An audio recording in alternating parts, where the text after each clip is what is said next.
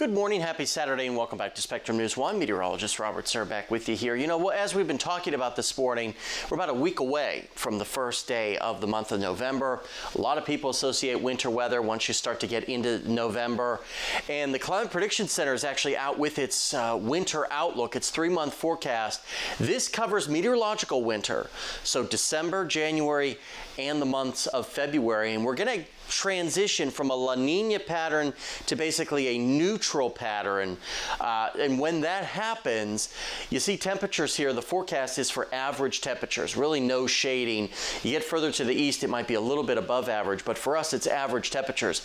Traditionally, when you have a La Nina into a neutral pattern, the storm track favors above average precipitation, and that's what we're seeing here for much of the tri-state, is the threat for above average precipitation December, January, and February. And if you've got cold air in place, well, that could mean snowfall or ice, unfortunately. There are a lot of outlets out there that are saying that this winter could be as rough or rougher than what we saw last winter. So maybe make sure you got a good snow shovel ready to go just in case. No snow today, just a lot of white clouds out there. A very gray fall day. You see Bowling Green and Owensboro just kind of blah.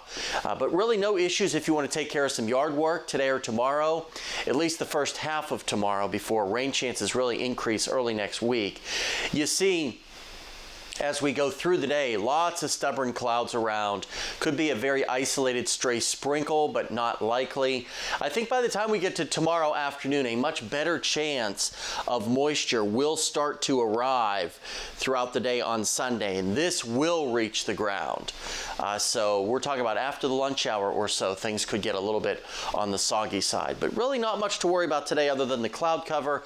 Upper 60s for our temperatures, a little bit below average across the tri-state, but the clouds will help keep temperatures above average by 5 or 6 degrees tonight. Still dealing with all that cloud cover, and then we'll be dealing with the showers from the second half of Sunday through pretty much Wednesday. None of these days I think is going to be an all-day washout, but there will be showers coming and going. Right now though, the good news is Halloween is looking dry.